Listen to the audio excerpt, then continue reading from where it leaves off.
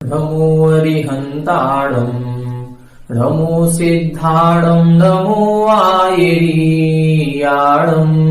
नमो वज्झायाणम् नमो लोये सवसाऊढम्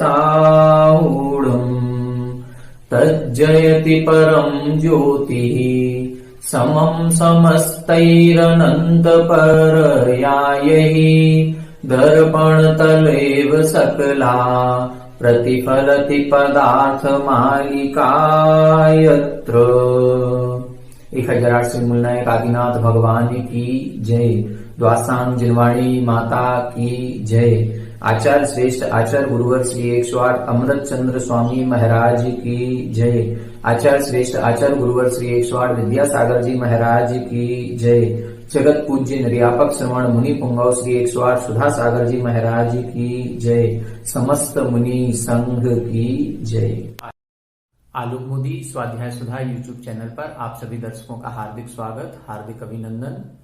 पुरुषार्थ सिद्धि उपाय ग्रंथ की स्वाध्याय श्रृंखला में पिछली कक्षाओं में हम हिंसा के विविध रूप जो सूक्ष्म विवेचन आचार्य अमृत चंद्र स्वामी जी के द्वारा किया गया उसको समझ चुके हैं। उन्होंने एक श्लोक में अभी लिखा था कि अवबुद्ध्य हिंस्य हिंसक हिंसा हिंसा फलानि तत्वेन।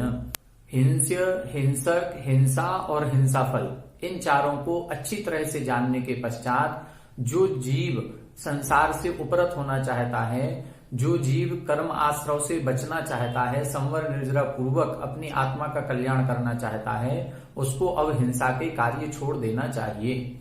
उसके द्वारा अब ऐसी कोई भी क्रिया नहीं की जानी चाहिए जिसमें हिंसा होती है।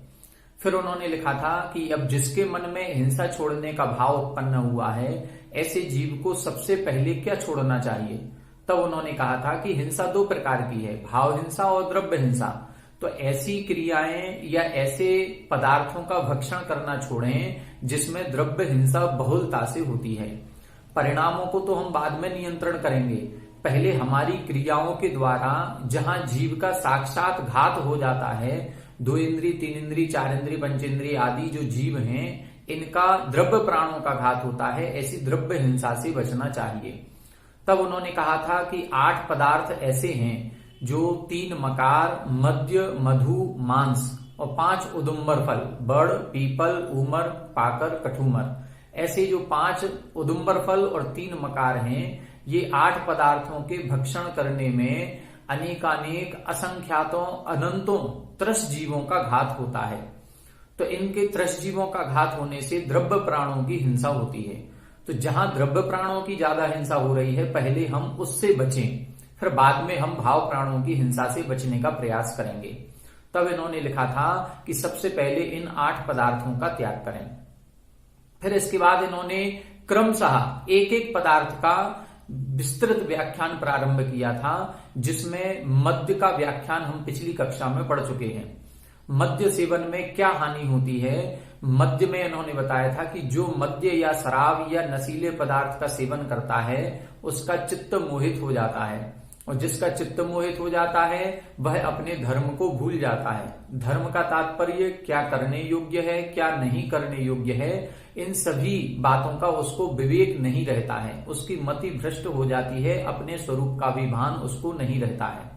और ऐसा जीव जो विस्मृत धर्मा हो गया, जिसने धर्म को जो भूल गया है, ऐसा जीव फिर अविशंकम अर्थात निडर निर्भय होकर के हिंसा के कार्यों में प्रवृत्त होता है। दूसरा इन्होंने बताया था कि जो शराब हम पी रहे हैं, वह जो पदार्थ है वह पदार्थ अनेकानेक जैसे अंगूर, सेब या पौधों आदि को सड़ाने के बाद बनती है, और जब कोई भी पदार्थ सड़ता है तो उसमें अनेकानेक त्रस जीव उत्पन्न हो जाते हैं, और निरंतर उसमें त्रस जीव उत्पन्न होते रहते हैं, मरते रहते हैं। और जब ऐसे पदार्थ का हम सेवन करेंगे तो वो साक्षात मांस का ही सेवन हम कर रहे हैं, और साक्षात अनेकानेक त्रस जीवों की हिंसा उसमें हो रही है। तो इस प्रकार से मद्य सेवन में अनेकानेक असंख्यातों त्रस जीवों का घात होता है, द्रव्य हिंसा होती है। फिर इसके बाद इन्होंने लिखा था कि शराब पीने के बाद जो भाव प्राण हमारे होते हैं, उन भाव प्राणों का भी घात होता है। कैसे होता है? क्योंकि शराब पीने के बाद अभिमान, भय, जुगुप्सा, शोक, अरति, इत्यादि सभी प्रकार के जो कासायक भाव हैं, विकार परिणाम हैं, ऐसे विकारी परिणाम हमारे उत्पन्न होते रहते हैं। ऐसा एक भी विकारी परिणाम नहीं है जो शराब पीने के बाद उत्पन्न नहीं होता हो। इससे क्या होता है, इससे हमारे भी भाव प्राणों की हिंसा होती है और हम दूसरे के भी भाव प्राणों का घात करने में निमित्त बनते हैं। और इस प्रकार से जो कासायक भाव उत्पन्न होते हैं, जब उन कासायक भावों की तीव्रता हो जाती है, तब हम जो हमारे सामने आता है उनकी द्रव्य हिंसा भी करने लगते हैं। शराब पीने में तो द्रव्य हिंसा हो ही रही है, लेकिन शराब पीने के बाद जब नशे में जीव आ जाता है, तब जाकर के वो अपने घर पर आकर के अपने पत्नी, संतान आदि की मार पिटाई भी करता है और कई बार द्रव्य हिंसा भी हो जाती है। तो ऐसे द्रव्य हिंसा और भाव हिंसा दोनों प्रकार की हिंसा शराब पीने में होती है। अब आगे की इस कक्षा में आज हम पढ़ेंगे मांस खाने में क्या दोष होता है, मांस खाने में किस प्रकार से हिंसा होती है। मांस के संबंध में आचार्य अमृत चंद्र स्वामी महाराज ने 4 श्लोक लिखे हैं। हम 2 कक्षाओं के माध्यम से आज की कक्षा में 2 श्लोक पढ़ेंगे और कल की कक्षा में पुनः 2 श्लोकों को हम इसका अध्ययन करेंगे और ये समझेंगे कि मांस खाने में क्या दोष होता है, कितने जीवों की हिंसा होती है। आइए पहला श्लोक आज अपन देखते हैं। पहले श्लोक का उच्चारण करें, फिर इसका अपन अर्थ समझते हैं। न विना प्राणि विघातान, न विना प्राणि विघातान मांसस्योत्पत्तिरिष्यते यस्मात्, मांसस्योत्पत्तिरिष्यते यस्मात् मांसं भजतस्तस्मात्, मांसं भजतस्तस्मात् प्रसरत्य निवारिता हिंसा। न विना प्राणि विघातान, न विना प्राणि विघातान मांसस्योत्पत्तिरिष्यते यस्मात्, मांसस्योत्पत्तिरिष्यते यस्मात् मांसं भजतस्तस्मात्, मांसं भजतस्तस्मात् प्रसरत्य निवारिता हिंसा, प्रसरत्य निवारिता हिंसा। एक बार आप लोग उच्चारण करें।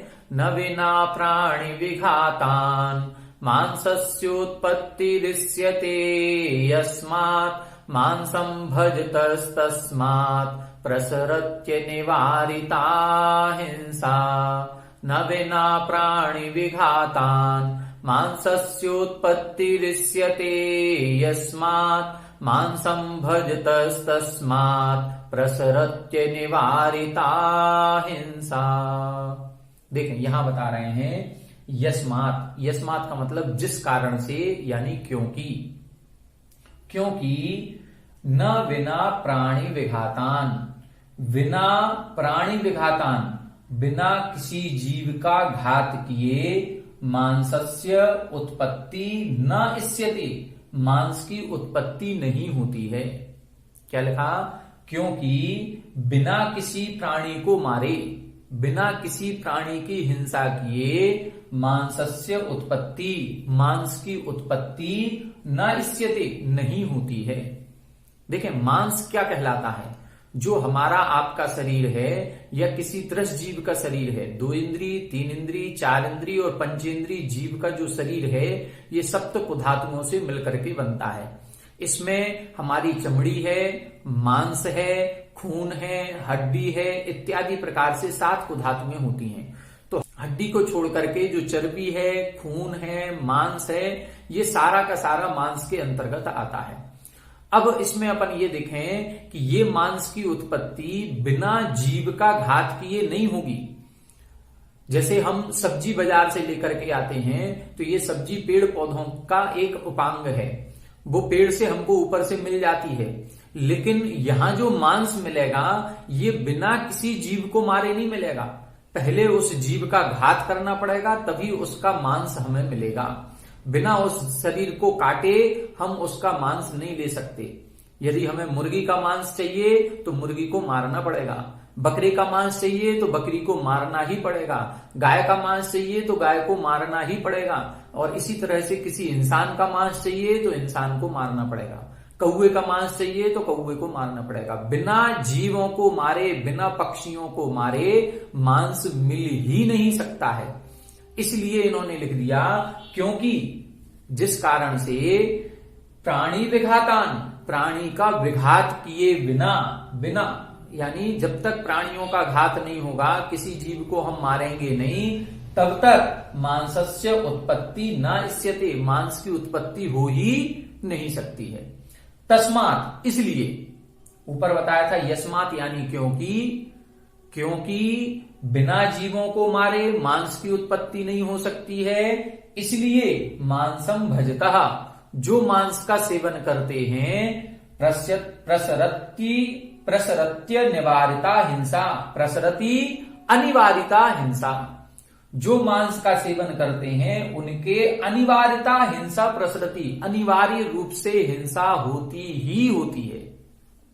अनिवार्यता, अनिवार्यता का मतलब जिसको निवारण नहीं किया जा सके। आप लोगों ने कभी पहले परीक्षाएं दी होंगी तो परीक्षाओं में पहले ये लिखा आता था पहला प्रश्न अनिवार्य है। अनिवार्य का मतलब उसको आप छोड़ नहीं सकते, उसको निश्चित रूप से करना ही करना है। इसी प्रकार से अनिवार्यता, निवार्यता का मतलब छोड़ देना, और अनिवार्यता का मतलब बिना इसके हिंसा हो ही नहीं सकती, हिंसा होगी ही होगी। जो मांस का सेवन करेंगे उनको किसी न किसी जीव को मारे बिना नहीं होगा। अब कोई जीव जो चिकन, मटन, मछली आदि को खाते हैं तो बिना मुर्गे को, बिना मछली को मारे मछली का मांस कैसे मिल सकता है? अर्थात उनको उस मछली के मारने का पाप तो लगेगा ही लगेगा। बिना जीव को मारे मांस की उत्पत्ति नहीं होती। तो सबसे पहली बड़ी हिंसा तो यही है कि उस जीव का घात करना ही पड़ेगा। अब उसके द्रव्य प्राणों का भी घात होगा, उसकी आत्मा को कष्ट पहुंचेगा, कासायिक भाव होंगे, संक्लेश परिणाम होंगे, तो भाव प्राणों का भी घात होगा। और हमारे स्वयं के भाव प्राणों का घात तो राग द्वेष परिणामों के कारण से हो ही रहा है। तो सबसे पहला तो मांस की उत्पत्ति इन्होंने बता दी कि बिना किसी प्राणियों का घात किए मांस की उत्पत्ति हो ही नहीं सकती। इसलिए जो मांस का सेवन करते हैं उनको अनिवार्यता हिंसा प्रसरति, उनके अनिवार्य रूप से हिंसा होती ही होती है। जो मांस होता है, मांस 2 इंद्रिय से प्रारंभ होता है। एक इंद्रिय जीवों के मांस नहीं माना जाता। एक इंद्रिय जीवों के अंगोपांग नाम कर्म का उदय नहीं होता।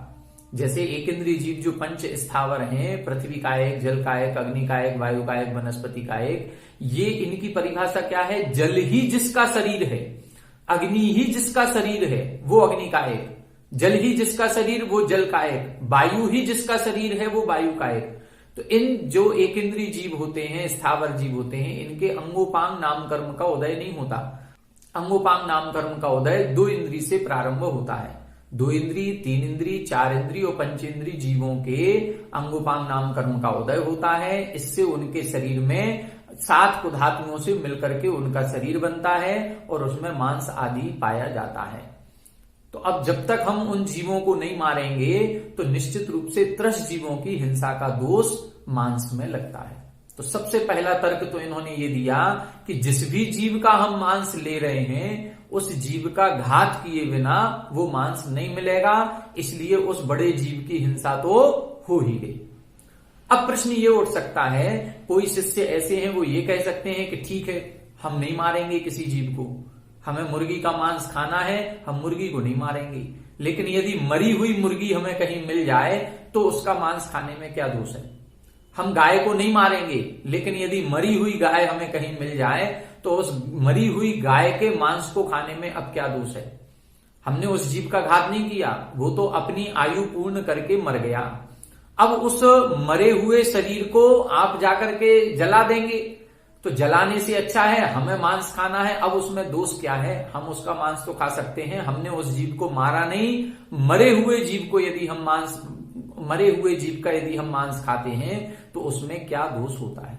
इसको आचार्य महाराज अगले श्लोक में बता रहे हैं। महाराज श्री आचार्य महाराज जानते हैं, जितने भी आचार्य महाराज ग्रंथ लिखते हैं वो ये सब जानते हैं कि हमारा ये श्लोक लिखने के बाद क्या प्रश्न उठेगा। जैसे ही आचार्य महाराज ने ये श्लोक लिखा कि बिना प्राणियों का घात किए मांस की उत्पत्ति नहीं होगी, वैसे ही उनके मन में भी ये प्रश्न आ गया कि अब हमारे शिष्य ये प्रश्न करेंगे कि यदि मरा हुआ जानवर है तो उसका मांस खाने में क्या दोष है? तब उन्होंने तुरंत अगला श्लोक लिखा। आइए अपन अगला श्लोक देखते हैं कि यदि हम जीव को नहीं मारते हैं और फिर मरा हुआ कोई जीव है तो उसका मांस खाने में क्या दोष आता है, इसको समझते हैं। पहले श्लोक का उच्चारण करेंगे, फिर इसका अर्थ समझेंगे।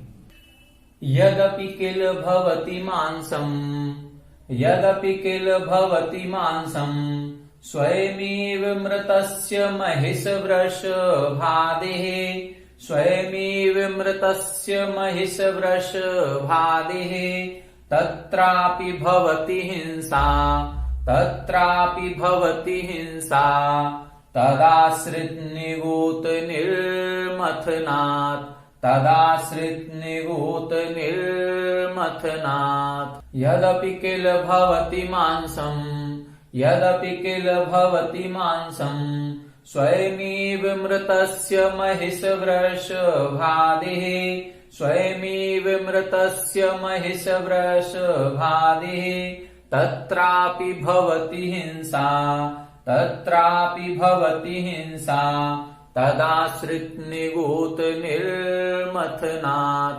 तदाश्रित निगोत निर्मथनात्। एक बार आप लोग उच्चारण करें।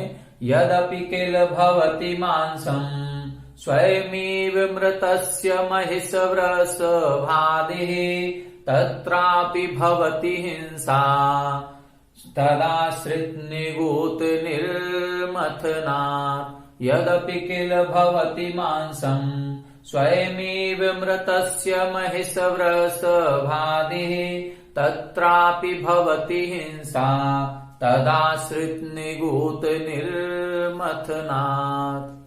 देखें, अब यहां बता रहे हैं, अभी अपन ने ये देखा था कि मांस की उत्पत्ति बिना किसी प्राणी को मारे नहीं हो सकती। मांस कहीं भी किसी पेड़ पौधे पर लटकता हुआ नहीं मिलेगा, किसी ठेले पर मिल जाएगा, लेकिन वहां पर भी किसी न किसी जीव को मार करके ही उसको बेचा जाता है। तो बिना किसी जीव को मारे मांस नहीं मिल सकता, इसलिए उस जीव को मारने का पाप तो लगेगा ही लगेगा, उसकी हिंसा का, द्रव्य प्राणों का घात करने का दोष तो लगेगा ही लगेगा। अब प्रश्न उठा कि यदि जो अपने आप से मर चुके हैं ऐसे जानवरों का यदि हम मांस खाते हैं तब तो हमें कोई दोष नहीं लगेगा। तो अब यहां बता रहे हैं, यद्यपि किल भवति मांसम, स्वयमेव मृतस्य महिषवृषभादि, स्वयमेव मृतस्य, स्वयमेव अपने आप ही, मृतस्य जो मर चुके हैं, जिनकी आयु पूर्ण हो गई है और जो अपने आप ही मर चुके हैं, जिसको हमने मारा नहीं है। ऐसे कौन? महिष, महिष बोलते हैं भैंस को, और वृषभ, वृषभ बोलते हैं बैल को। तो भैंस और बैल आदि, अब इसमें सारे जानवर लगा लिए जाएंगे जो अपने आप से मर चुके हैं, जिनकी आयु पूर्ण हो गई है और जो मरण को प्राप्त हो चुके हैं। ऐसे भैंस, बैल, बकरी, कौवा, मुर्गी, मछली, जितने भी पक्षी या पशु हैं, उन सभी का भी यद्यपि भवति मांसम, यद्यपि उनके शरीर का भी मांस होता है, उसमें कोई दोष नहीं है, उस जीव को मारने का दोष नहीं लगेगा। उनके शरीर में भी जो चमड़ी है, चर्बी है, वो मांस कहलाएगी। लेकिन तत्रापि भवति हिंसा, वहां पर भी हिंसा होती है। अब किसकी हिंसा होती है? अब तो हमने जीव को नहीं मारा, अब तो जीव अपने आप से ही मर गया, अपनी आयु उसकी पूरी हो गई, वो मर गया। अब उसका शरीर क्या होगा? अपने आप से सड़ेगा, पड़ा रहेगा। अरे पड़े पड़े यदि हमारा भोजन बन सकता है तो क्या दिक्कत है? उसमें हमने तो उस जीव को नहीं मारा, उसको मारने का दोष नहीं लगेगा, तो फिर हमें हिंसक क्यों कहा गया? हमें हिंसा का दोष क्यों कहा गया? तब इधर बताया तत्रापि भवति हिंसा, उसमें भी हिंसा होती है। तत्र अपि हिंसा भवति, वहां पर भी हिंसा होती है। अब किसकी हिंसा हो रही है? तदाश्रित निगोत निर्मथनात्। तदाश्रित, वो जो मांस है, वो जो चर्बी है, वो जो खून है, उसके आश्रय से रहने वाले निगोत निर्मथनात्, निगोदीय जीव, अनेकानेक असंख्यातों अनंतों सम्मूर्छन जीव उस मांस में निरंतर उत्पन्न होते रहते हैं। और निर्मथनात्, जब उस मांस का हम भक्षण करेंगे तो उनका निर्मथनात् अर्थात उनका घात होगा ही होगा, उनका मथन होगा, वो पिस जाएंगे। मंथन, जैसे समुद्र मंथन हुआ था, मंथन का मतलब उसको पीसना। तो जब मथन करेंगे, हम मथानी से जैसे मथते हैं, दही को बिलोल देते हैं, इसी प्रकार से जब हम उस मांस का भक्षण करेंगे, उसको खाएंगे, उसको पकाएंगे, तो उसमें जितने निगोदीय जीव हैं वो सारे के सारे सम्मूर्छन, अनेकानेक जीवों का घात उसमें होता ही होता है। जो भी मांस होता है, ये कहा गया शास्त्रों में कि यदि गाय का मांस है तो उसमें गाय के आकार के, उसी वर्ण वाले, उसी जाति के अनेकानेक सम्मूर्छन जीवों की उत्पत्ति होती रहती है। ऐसे जीव हमको दिखाई नहीं देंगे। क्यों? क्योंकि ये सम्मूर्छन जीव हैं और ये लब्ध पर्याप्तक होते हैं। सम्मूर्छन जीव किसे कहते हैं? इनको रज और वीर्य की आवश्यकता नहीं है। जन्म 3 प्रकार का होता है, गर्भ जन्म, सम्मूर्छन जन्म और उपपात जन्म। तो सम्मूर्छन जन्म में किसी भी प्रकार के रजवीर की आवश्यकता नहीं है। ये वातावरण के अनुसार नमी आदि मिलने पर अपने आप जीवों की उत्पत्ति होती है। इसमें भी ये लब्ध पर्याप्तक होते हैं। लब्ध पर्याप्तक जीव उसे कहते हैं जो जन्म स्थान पर पहुंचते हैं, जन्म लेते हैं, लेकिन एक भी पर्याप्ति पूर्ण नहीं कर पाते। 6 पर्याप्तियां होती हैं, आहार, शरीर, इंद्रिय, श्वासोच्छ्वास, भाषा और मन। तो इन 6 पर्याप्तियों में से पहली पर्याप्ति जो आहार पर्याप्ति होती है, वो आहार पर्याप्ति को भी पूर्ण नहीं कर पाते हैं और उसके पहले उनका मरण हो जाता है। ऐसे जीवों को क्षुद्र भाव वाला जीव कहते हैं। ये क्षुद्र भाव वाले हैं। क्षुद्र का मतलब बिल्कुल अत्यंत सूक्ष्म, भाव यानी आयु। इनकी आयु अत्यंत सूक्ष्म होती है, बहुत कम होती है, अल्प आयु वाले होते हैं। कितनी होती है इनकी आयु? इनकी आयु होती है 1/24 सेकंड। 1 सेकंड का 24वां भाग करें, इतनी सी इनकी आयु है। जो अपन ने पढ़ा है, एक श्वास में 8-10 बार जन्मियो मरियो भरियो दुख भार। एक श्वास में 18 बार जन्म करते हैं और 18 बार मरण करते हैं। एक श्वास का मतलब जो हमारी ये धड़कन होती है नाड़ी की, ये नाड़ी की धड़कन ये 1 मिनट में लगभग 72 बार धड़कती है। और जो एक धड़कन है, उस एक धड़कन में जितना समय लगता है उतने समय में ऐसे जीवों का 18 बार जन्म मरण हो जाता है। एक बार नहीं, 18 बार।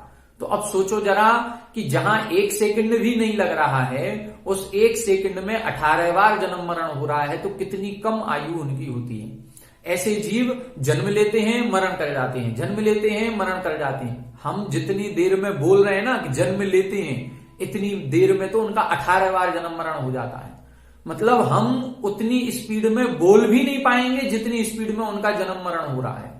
और ऐसे जीवों का घात वहां पर होता है। हम सभी लोगों की एक धारणा और है कि हम लोग ऐसे जीवों को निगोदीय जीव कहते हैं, एक इंद्रिय जीव नहीं। ऐसे जो सम्मूर्छन जीव हैं या लब्ध पर्याप्तक जीव हैं, ये 2 इंद्रिय, 3 इंद्रिय, 4 इंद्रिय, पंचेंद्रिय भी होते हैं। निगोदीय जीव जो भेद है वो तो एक इंद्रियों का है, लेकिन 2 इंद्रिय, 3 इंद्रिय, 4 इंद्रिय और पंचेंद्रिय जीव जो हैं, ये लब्ध पर्याप्तक ये भी होते हैं। 2 इंद्रिय, 3 इंद्रिय, 4 इंद्रिय, पंचेंद्रिय जीव भी एक श्वास में 18 बार जन्म मरण करने वाले होते हैं। हम लोगों की धारणा यह है कि हम केवल एक श्वास में 18 बार जन्म मरण की बात जहां आती है उसको एक इंद्रिय समझ लेते हैं।